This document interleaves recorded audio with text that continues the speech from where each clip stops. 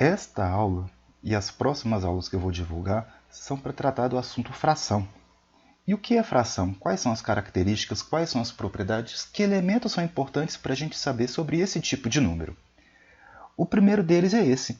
Fração é o típico elemento do conjunto dos números racionais. O conjunto dos números racionais é representado pela letra Q. Então aqui o que a gente vai fazer? Estudar ou começar a estudar o conjunto Q. Só que antes da gente começar a estudar esse tipo de conjunto aí, deixa algumas informações. Primeiro, na descrição do vídeo vai ter um link para a versão PDF dessa aula. Pode pegar lá, imprimir, se for o caso, acompanhar por ele. Outras duas informações relacionadas ao estudo de matemática. Não deixe a dúvida persistir. Sempre que possível, tenta resolver de forma antecipada as informações que eu vou deixar aqui. E por último, seja constante no estudo de matemática.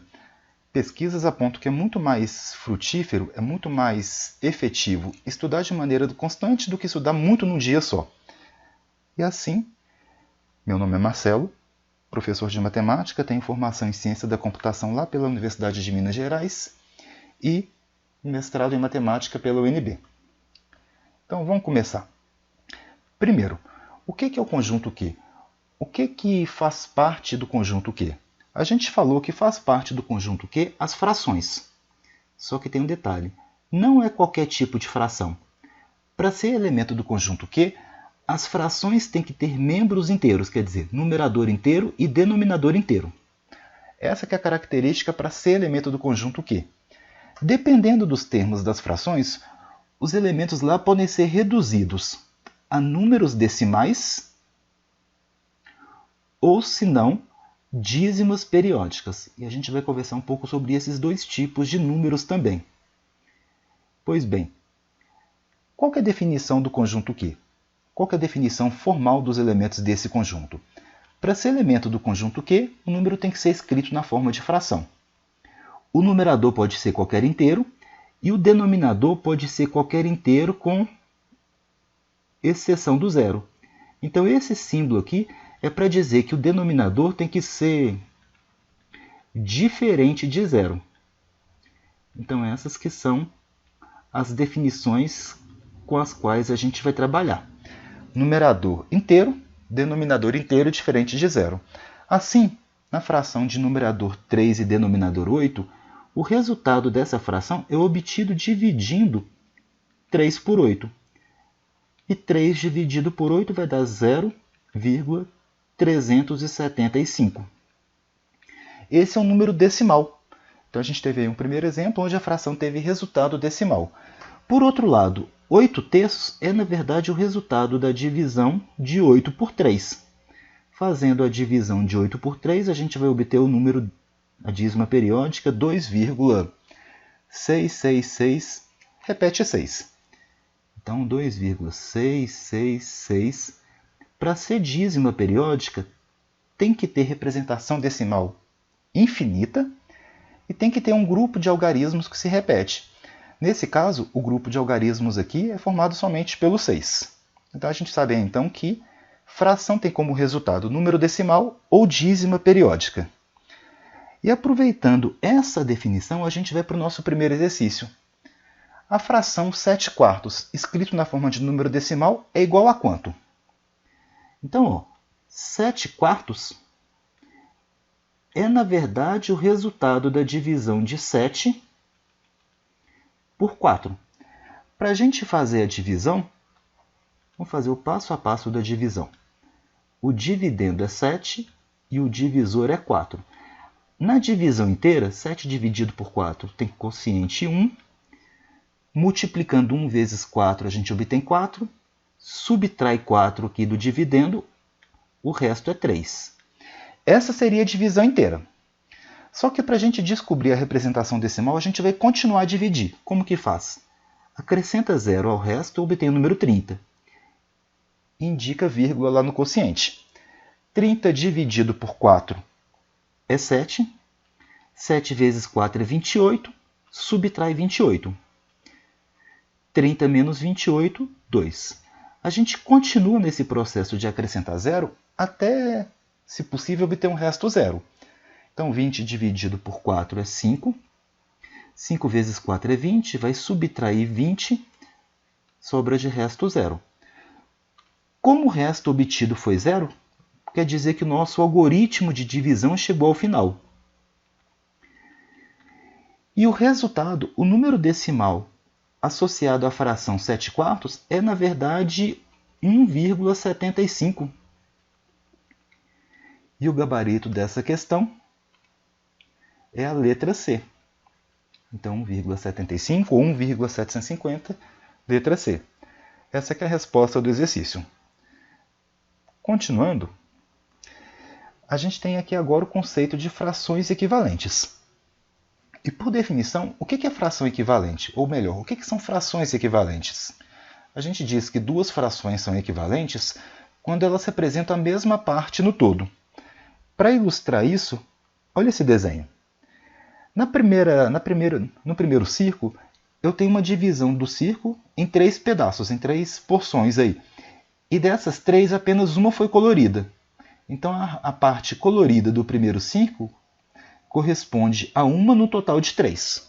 Ou seja, aí a gente tem a fração 1/3. No segundo, o círculo está dividido em 6 partes, estão destacadas, estão coloridas 2. Então, a parte colorida, 2/6. Graficamente, visualmente, a parte colorida é a mesma para os dois. Então, como representam a mesma parte no todo, a gente pode dizer que essas duas frações são equivalentes. Para a gente descobrir frações equivalentes, a gente vai usar o processo chamado de simplificação. Olha como que é o processo de simplificação. Eu vou simplificar aqui o 2/6 até obter 1/3. Como que a gente faz a simplificação? Vê que o numerador e o denominador são pares. A gente vai dividir o numerador e o denominador por 2. Então, como os dois termos são pares, a gente vai dividir os 2 por 2. Então, 2 dividido por 2 para o numerador, a gente obtém 1. E 6 dividido por 2, 3. Ou seja, como 1/3 foi obtido a partir da simplificação de numerador e denominador pelo mesmo valor, posso dizer que 1/3 e 2/6 são frações equivalentes. Então, esse que é o processo de simplificação. É dividir numerador e denominador por um fator comum. Dito isto, então, vamos para uma questão de descobrir uma fração equivalente a, no caso, aí, 27/36. Aqui tem um detalhe a mais. Eu mencionei no enunciado a palavra irredutível. O que significa irredutível? Que não pode ser mais simplificada. Então, a gente vai simplificar ao máximo a fração dada. Para a gente começar, a gente vai escrever aqui a fração. A fração 27/36. Observando que esses dois termos aí são múltiplos de 3, a gente vai simplificar numerador e denominador por 3. Então, simplifica por 3 o numerador, simplifica por 3 o denominador. O que a gente vai ter?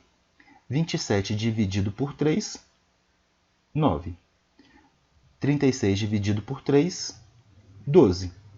Resultado, 9/12. Só que 9/12 pode ainda ser simplificado. 9 dá para simplificar por 3, dá para dividir por 3 e 12 também. Então, a gente vai simplificar agora numerador e denominador de novo por 3. Simplificando os dois por 3, a gente vai obter 9 dividido por 3 é 3. 12 dividido por 3 é 4. A gente vai obter 3/4. Essa que é a resposta dessa questão. Só uma observação, antes da gente partir para o próximo exercício. Só uma observação. Aqui, a gente foi simplificando aos poucos por 3. A gente poderia também ter simplificado todos os dois, né? Tanto o 27 quanto o 36 por 9. Se a gente simplificasse o numerador e o denominador direto por 9, a gente também vai obter 3/4. Ou seja, eu posso ir ou por um ou por outro caminho. Simplificar aos poucos ou simplificar todo mundo de uma vez só. Para a gente continuar, agora a gente vai ver como que determina uma fração sobre um valor. No caso aqui, a fração proposta foi a fração 12/15. E a gente tem que descobrir a fração 12/15 sobre o montante de 480. Só que antes de descobrir a fração sobre 480, eu vou reduzir essa fração a uma fração equivalente com termos menores. Olha como. 12/15 é uma fração que pode ser simplificada. Vou simplificar por 3. Simplificar o numerador por 3, o denominador por 3. Simplificando ambos por 3, 12 dividido por 3 é 4. E 15 dividido por 3, 5. Então o objetivo aí agora vai ser calcular 4/5 sobre o valor 480. Então, 4/5 de 480. Para a gente calcular 4/5 de 480, a gente vai fazer o seguinte. A gente vai multiplicar 4 por 480 e vai dividir o resultado por 5. Se eu multiplicar 4 vezes o 480, a gente vai obter como resultado 1920. E agora eu vou ter que dividir esse número por 5.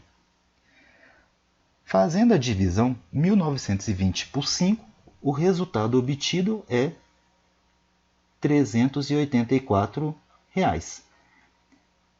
Quer dizer, 12/15, a fração inicialmente proposta, aplicada a R$ 480, gerou como resultado R$ 384. Esta é a solução para esse exercício aí, R$ 384. Então, sempre que possível, antes de fazer qualquer cálculo, vê se dá para você simplificar as frações que tem no seu problema. Essa foi a estratégia que eu utilizei aí. Comecei simplificando 12/15. Agora, para encerrar, vamos com uma questão que envolve fração dentro de um contexto. E um contexto não é muito complicado, não. A questão fala o seguinte. Um livro tem 120 páginas. E Vitor leu 2/5 do mesmo. Ou seja, Vitor leu 2/5 das páginas do livro. Para completar a leitura do livro, Vitor precisa ler quantas páginas? Para a gente resolver a questão, a gente vai fazer o seguinte. Se o Vitor leu 2/5 do livro, quer dizer que de cada 5 páginas, ele leu 2. Então, se ele leu 2 de cada 5, quer dizer que falta para ele ler 3/5 do livro. Ou seja, falta para ele ler 3/5 de 120 páginas. Para descobrir quanto que é 3/5 de 120, a gente vai multiplicar 3 por 120 e vai dividir o resultado disso por 5. Fazendo as contas, 3 vezes 120 é 360. 360 dividido por 5 dá 72 páginas. Quer dizer, então, que falta para o Vitor terminar de ler o livro 72 páginas. A resposta correta é a alternativa D. Então, ele leu 48 e falta para ele terminar de ler o livro 72 páginas. Então, com isso a gente encerra a primeira parte da nossa aula de frações. Na próxima parte, a gente vai tratar sobre noção de porcentagem dentro do contexto das frações. Então, pois bem, fico por aqui e até a próxima.